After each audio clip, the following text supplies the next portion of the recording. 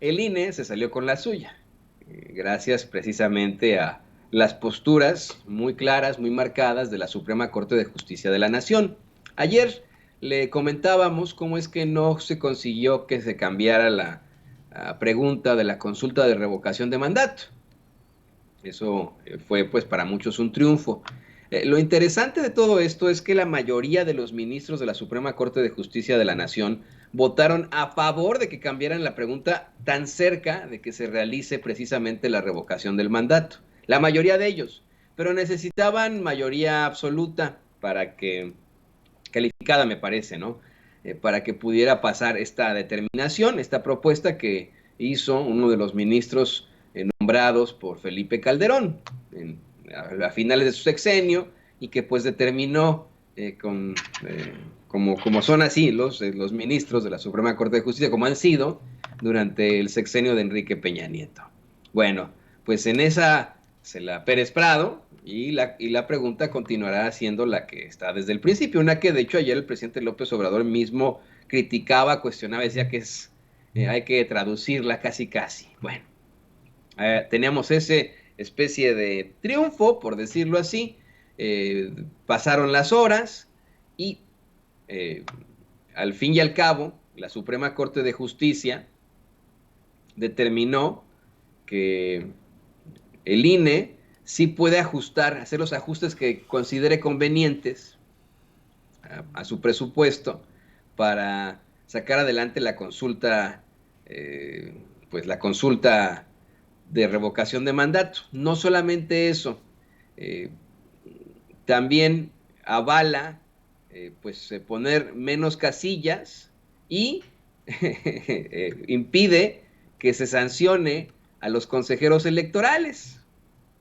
Ve usted que hubo una serie de pues planteamientos para que ante la negativa, ante los bloqueos y ante la evidente violación a la Constitución, pues se sancionara a quienes fueran responsables, a los consejeros electorales que votaron para bloquear, para detener, para suspender la consulta de revocación de mandato.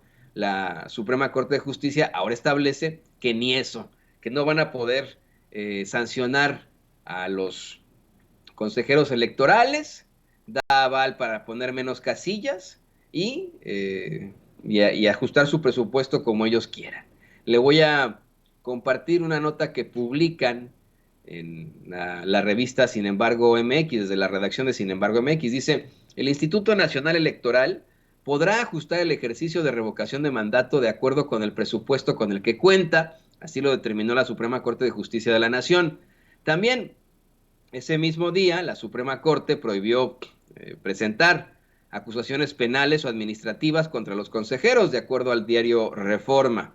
El ministro Juan Luis González Alcántara notificó hoy una orden del 31 de enero para modificar la suspensión que había dictado el 10 de diciembre pasado de la controversia constitucional 209/2021, presentada por el INE en contra del presupuesto de egresos 2022, luego del recorte de 4.930 millones de pesos.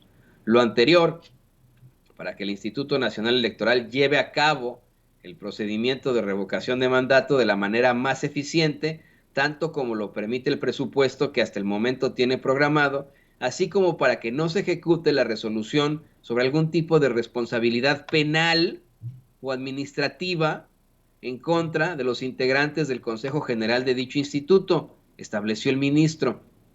Con esta decisión, el INE tendrá, dicen sin embargo, que organizar la consulta de revocación de mandato con los 1,000, ya sabe usted que les otorgaron cierta cantidad y desafortunadamente aquí ya se me pasmó la nota, pero le voy a comentar esto, ¿no? Muy, muy claro. Aquí está, bueno, con los 1,503 millones de pesos disponibles, lo que se traduce en la posibilidad de instalar un menor número de casillas que en el proceso electoral previo. Es decir, solo le permitirá instalar entre 50 y 60 mil casillas en lugar de las 161,000 que ordena la ley. Fíjese, esto ya lo advertía Ciro Murayama. Ciro Murayama amenazó en el espacio de Ciro Gómez Leiva que iban a pues instalar menos casillas para la revocación del mandato.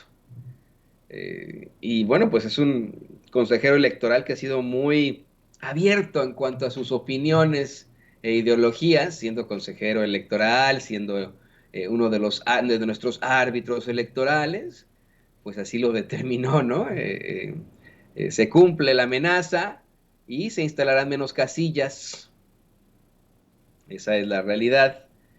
Lo que es más, a pesar de que el INE, y eso es una realidad, ha sido muy controvertido debido a la serie de inconsistencias e irregularidades que le rodean, tras una, pues vamos, elección verdaderamente controvertida como fue la de 2006, la de 2012, tras una serie de planteamientos de irregularidades y de injusticias, una vez más se sale con la suya.